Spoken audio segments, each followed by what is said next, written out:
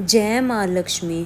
Hello everyone, Meenu vlogs में आपका स्वागत है। फ्रेंड्स, वैभव लक्ष्मी व्रत में हम पहले चौकी लगाकर माता वैभव लक्ष्मी की पूजा करते हैं और साथ में ही हम लोग वैभव लक्ष्मी व्रत कथा पढ़ते हैं।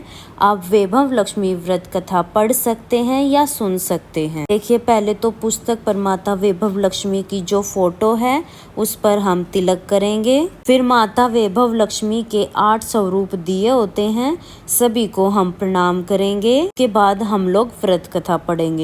तो आज की वीडियो में मैं आपको वैभव लक्ष्मी व्रत कथा सुनाऊंगी।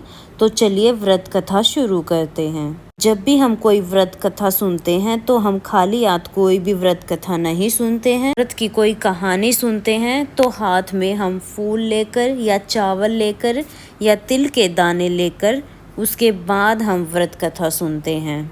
तो मैंने यहाँ पे फूल लिए हैं और चावल के दाने लिए हैं। अब मैं कथा सुनाती हूँ। एक बहुत बड़ा शहर था। शहर में बहुत ज़्यादा लोग रहते थे। उसी शहर में एक मोहल्ले में राधा और गोपाल पति पत्नी के रूप में रहते थे। उनका छोटा सा घर था, यानी घर के नाम पर एक कमरा ही था। उसी में रसोई, उसी में सोना, उसी में खाना पीना, यही था उनका घर। गोपाल किसी मिल में नौकरी करता था। राधा घर का सारा काम काज करती थी। उसने अपने छोटे से घर को इतना साफ सुथरा और सजा रखा था कि मोहल्ले की सभी औरतें अक्सर कहती थी कि घर की सफाई करना तो कोई सीखे तो राधा से सीखे। यह बात राधा भी जानती थी कि शहर में अच्छे लोग कम रहते हैं और बुरे लोग ज़्यादा हैं। उसी के आस पड़ोस की कुछ औरतें ऐसी थी जो दिन भर एक दूसरे की चुगलियाँ करती रहती थी। दूसरों के घर में ताक झांक, दूसरों की बुराई करना तो उनका सबसे बड़ा काम था। अपने घर में भले ही उनको कोई खबर ना हो, मगर पूरे मोहल्ले की खबर उनके पास रहती थी। जैसे मोहल्ले की डायरी लिखने का काम उनको प्रभु ने सौंप रखा हो। राधा को उनकी ये बातें पसंद नहीं थी, इसलिए राधा उनसे दूर ही रहती थी। राधा की घर गृहस्थी बहुत अच्छे से चल रही थी। माता की कृपा से राधा के जीवन में कोई कमी नहीं थी। लेकिन समय सदा एक जैसा नहीं रहता है। कुछ समय के बाद गोपाल बुरी संगत में पड़ गया। गांव से आया हुआ गोपाल, सीधा सादा सा गोपाल, बुरी संगत में पड़कर शराबी और जुआरी बन गया। शुरुआत में तो गोपाल अपना जितना वेतन मिलता था वो सारी शराब जुए में उड़ा देता था। बाद में उसने घर के बर्तन और जेवर बेचना भी शुरू कर दिया। इस तरह से घर में कुछ भी नहीं रहा। देखते ही देखते खाने के भी लाले पड़ गए। राधा बचपन से ही माँ लक्ष्मी की भगत थी और माँ लक्ष्मी पर राधा को अटूट विश्वास था। राधा जानती थी कि माँ लक्ष्मी उसके सभी कष्ट दूर कर देगी। लेकिन धीरे धीरे राधा के अंदर की जो शक्ति थी वह टूटती जा रही थी। राधा को भोजन किए हुए भी 2 दिन हो गए थे। ऐसे में दुखी होकर राधा माँ लक्ष्मी की फोटो के सामने जाकर रोने लगी। राधा कहने लगी, हे माँ लक्ष्मी, मुझ पर कृपा करो।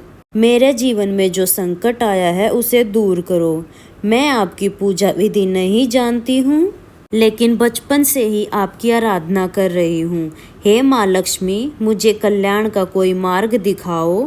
हे माँ, मुझे पैसों का लालच नहीं है, लेकिन मेरा जीवन चलता रहे इतना धन मुझे अवश्य दो।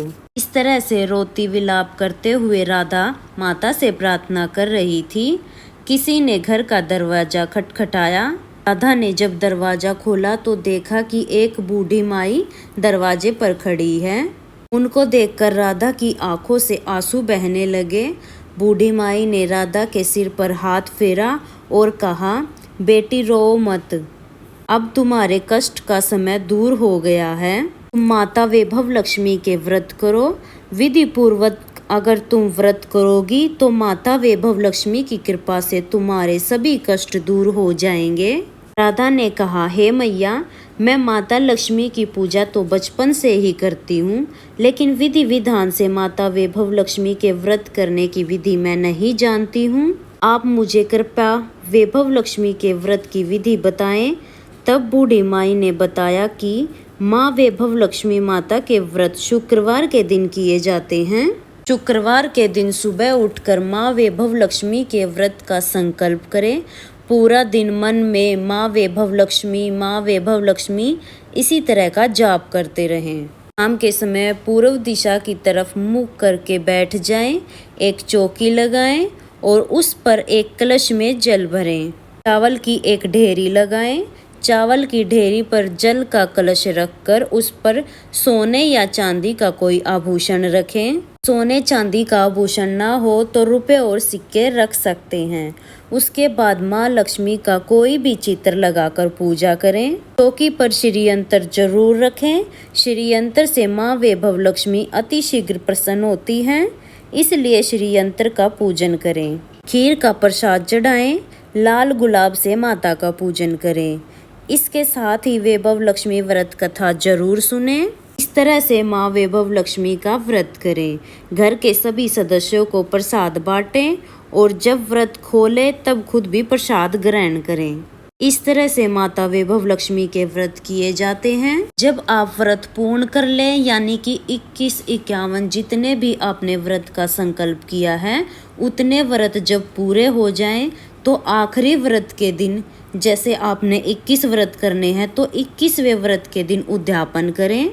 उद्यापन के दिन कम से कम 7 लड़कियों को भोजन कराएं, खीर का प्रसाद दें, सभी को दक्षिणा दें और दक्षिणा के साथ साथ वैभव लक्ष्मी व्रत कथा की पुस्तक जरूर दें। जितनी हो सके उतनी माँ वैभव लक्ष्मी की व्रत कथा की पुस्तक बांटें, ताकि आपके साथ साथ औरों का भी कल्याण हो सके। इस तरह से बूढ़ी माई ने राधा को वैभव लक्ष्मी व्रत की पूरी विधि बताई। वैभव लक्ष्मी व्रत की विधि बताने के बाद बूढ़ी माई अंतर्ध्यान हो गई। जब राधा को अचानक बूढ़ी माई नहीं दिखी तो राधा को बहुत आश्चर्य हुआ, लेकिन वो जान चुकी थी कि ये माँ वैभव लक्ष्मी ही थी जो उसके कल्याण के लिए यहाँ पर आई थी। राधा ने सोचा कि मैं माँ वैभव लक्ष्मी के 21 व्रत अवश्य करूँगी और ये व्रत करने से मेरा कल्याण होगा। सहसा राधा को याद आया कि कल ही शुक्रवार है। अगले दिन नहा धोकर व्रत का संकल्प करके राधा ने व्रत किया।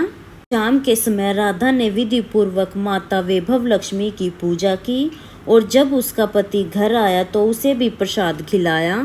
राधा हर शुक्रवार को वैभव लक्ष्मी का व्रत करती और अपने पति को भी प्रसाद खिलाती। देखते ही देखते राधा के पति की सारी बुरी आदतें छूट गई। अब वह पहले की तरह कमाने लगा। शराब और जुए की लत उसकी बिल्कुल छूट गई। राधा के पति गोपाल ने शराब और जुए की आदत को छोड़ने का प्रण लिया। इस तरह से 21 शुक्रवार के व्रत पूरे होते होते गोपाल पूरी तरह से सुधर गया था। घर में दोबारा से धन दौलत आने लगी। राधा का जीवन दोबारा से सुखमय हो गया। राधा के घर में खुशियाँ छा गई। 21वें व्रत के दिन राधा ने माँ वैभव लक्ष्मी के व्रत का उद्यापन किया और 21 पुस्तकें बांटी, जिससे औरों को भी माँ वैभव लक्ष्मी व्रत के विषय में जानकारी मिले।